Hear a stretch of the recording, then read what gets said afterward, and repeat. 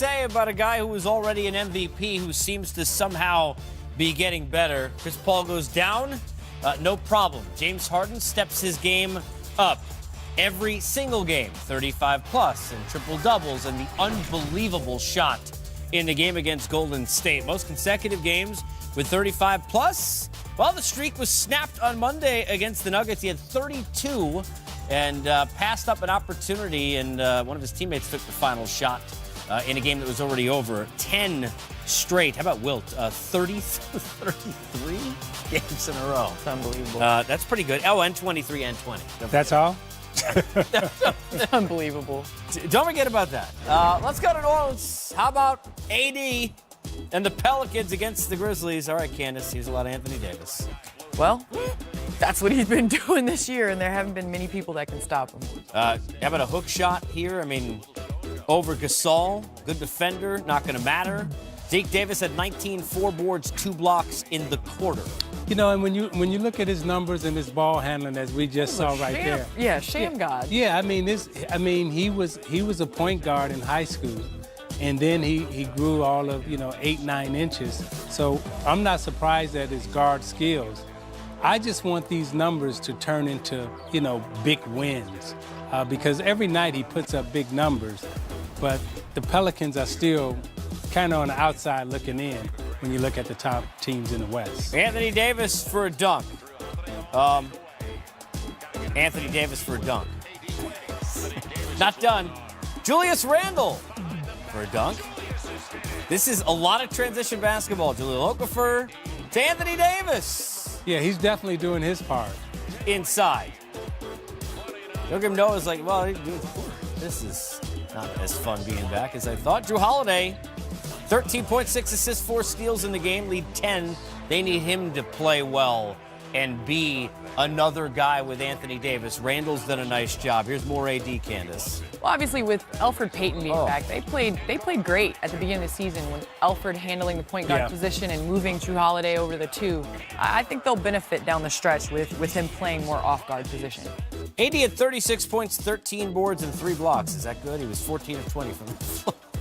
I mean, we see these numbers, almost every night from him. I mean, what he's doing, he's shattering a lot of records, and he's playing unbelievable basketball the last 2 years. It's a nice game for Frank Jackson, by the way, 17, 7 and 10. And Mike Conley, so good to see him back. He's played so well this year, even though the talent maybe hasn't kept him afloat on the record now at 18 and 22.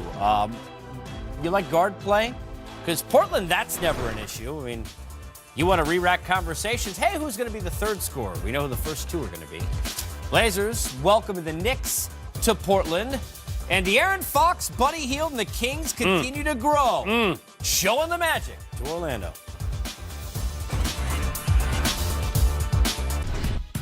Houston Rockets and the Denver Nuggets are game of the night.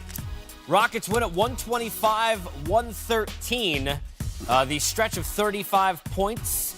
Each timeout for James Harden ends, settles for, and I say that jokingly, 32, 14, and 5 on a big night. But enough about that. Our next guest, we'll find out if he's entering the 3-point competition coming up in Charlotte. As we welcome in P.J. Tucker, who knocked down 7 of them in 11 tries. P.J., first of all, congrats on the W. For you, talk about how good it feels. You do so many things to help out the team, but to feel it like you did from deep tonight. Man, it was a blessing. It's crazy. Every night here is different. The way James is rolling, you just kind of fill in spots. Everybody just do their job, play their role. He gets it going. He gets our offense fueled. So, one night you might get 10, 11 shots. One night you might not get but 1 or 2. But it's just playing the same way every single game. PJ, you've had to adjust to that in terms of, sometimes you get 1 shot, sometimes you get 10 shots, and you've always focused on your defense. And you've always been a solid player. My question to you is, when all of you were down a couple of weeks ago, and you were there in 15 teams in the West, you were at 14, what did y'all do to rally around each other? What were the conversations that were had to get y'all back on track and to get everybody feeling this good and playing this well? Zig, it's interesting you say that because it's one of those things where we got a new team this year. Everybody always talk about last year. We got a whole new team this year. We got a lot of new guys. And, when we got down early, we just encouraged all the new guys to keep on pushing. At the end of the day, every time you look at games, everybody's beating everybody in the NBA early. Even though we were like 14th or whatever we were still like 5 or 6 games out of second and third. Like, it was crazy. So it was one of those things we just kept looking at it and just told everybody just kept chipping away. And really, honestly, all the injuries, all the things we've had going on all year, we've had guys from the D League. We've had a lot of stuff going on, but everybody just came in and do what we wanted. So it's just trying to stay focused all 82 games. It's a long season. As fans, we all watched James Harden obviously over this last month do incredible things. Can you talk to us about, as a teammate, to witness that firsthand and be a part of basically history? That's crazy. I'm not gonna lie. It's one of those things. Last year, he did some crazy stuff last year, but seeing him on that streak, that was amazing. Some of the shots, some of the plays he was making, he does a lot of that every night. But it was to the max. So it's one of those things where you, as a fan, you kind of, as a player, you're still a fan, and the way you get to watch your teammates and somebody you respect and you play with every day, just do something that he's doing. It's incredible.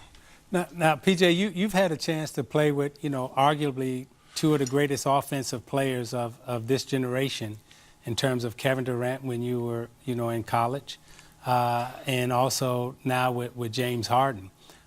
What do those two guys do in practice that we don't see that you can share with us that has made them so effective? And are there similarities? That's tough. You know what? They two are probably the best offensive players I've ever played with and against ever seen, maybe. One thing I will say, I know JH, every single day, he is the last one to leave the gym. Like, he gets his routine in, no matter we on a back-to-back, no matter, if he's tired, if he's hurt, like, he gets his routine in. So those shots you see him make at the end of games and, behind the screens and splitting people and step backs, he practices that stuff every single day, and I'm in there with him, and it's amazing. And in the summertime, he's doing that same stuff all the time. So, for me, just being around him so much, to see him actually do it in games, I know he can make it, and I try to get him open as much as I can because I know he can do it. Just seeing him do it every single day, so it's pretty incredible. And KD's the same way. PJ, I got to ask you before we let you run, because you guys have so much talent on this team, obviously went as deep as you did last year, and it's still somehow, and it's hard to say underrated because I know he got paid to stay with the team, but Clint has a career high, 31 points tonight, and I always talk about the fact that I don't think people give enough credit to all the things he does to make everybody better. So for those who don't maybe understand the importance of Capella, can you give us a sense as a teammate of why it's so imperative that he's a part of this basketball team? It's funny. I always talk about it. Nobody talks about Clint. Like, Clint is he's the part of our team that nobody talks about, but it's probably the most important part. Everybody, obviously James does so much, Chris does so much, but we honestly got a big three because Clint Capella, every single night. The way he monsters the boards, the way he catches our lobs, he has great hands, the way he makes plays in the pocket when they double James. Just makes real good decisions. His energy, running the floor every night, he just brings another aspect that I don't think any other big in the league actually can do like he does every single night. On the way out, tougher to defend James in practice or to match up with his attire entering the arena every night? Definitely harder to guard him in practice. PJ, appreciate it, man. Thanks, bro. Hey, I want them shoes now. I'm for real, Hey, man. Zeke, I'm going to keep them shoes for you. Zeke, they're yours. I'll be there to do a game. I'm going to ask you for them. They're going to be in my locker. I'm going to be my 12-year-old self again. Hey, PJ, can I get them shoes? Done deal. All right, PJ, be good, man. That's PJ Thanks, Tucker. Thanks, this team has the one thing you got to be fair with. They're resilient. Say what you want about whether or not you dribble too much, or you like the way everybody's got their own comments, Zeke, about how the Rockets are. They dealt with a lot of injuries. A lot of people say no. They had the whole Melo situation, which it seemed like kind of a train wreck, just didn't work. They've shown a lot of resilience, right? I know James has played great, but you look at it, really everybody's stepped up now for this team. Well, when you talk about his resilience and perseverance, and you hear P.J. Tucker talk about his hard work and work ethic, a lot of times we sit and we watch and we just marvel at, guys like him, guys like Steph, guys like Durant. But we don't see how much work they put into their craft. And to hear him talk that way about James Harden, because I'm used to seeing him doing this and just having fun out on the floor. But to hear him talk about how he's the first one in, the last one to leave, even on back-to-backs, getting his work in every time, he's setting a good example for that team. And as he said, we had a lot of new guys to come in, and we had to keep encouraging them. Now, if your best player isn't showing up for practice and working and setting that example in terms of a work ethic, those new guys, when you down on the bottom, they're going to have a hard time getting back up. So you have to give Harden a lot of credit for just showing up the way he practices and the way he goes about doing his business. Now, you guys know this as stars. I mean, it's funny because I think about the handles, right? There's a lot of work in the gym you don't see, the amount of shots that are put up and all those sorts of things. And I think because of some of the brash nature of James, right? I mean, people kind of think it's all show. You don't just wake up and be able to play like that, clearly. So sometimes we shouldn't, but we need to almost hear it from a teammate, which is why it's a good question. So the people who look at it they think, okay, well, he gets fouls he shouldn't get. Well, that's great, but what about all the other things he did? The shot against Golden State, that didn't happen by accident. You practice those sorts of things for that moment, right? Well, I look at it like a perfect storm. I mean, he has the natural abilities, right, but then to put in the time and the effort and the energy to be the first one in the gym. And we were talking in break, it's practice. Yep. It's practice where you gain your teammates' respects. And that's what he's done. I mean, you hear the way PJ talks about him.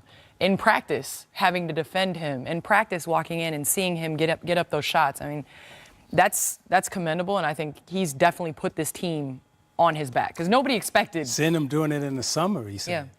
Yeah. Hey, look, if you can't show loyalty with hard work, you can always show it by putting your team's logo or something like it in your hair.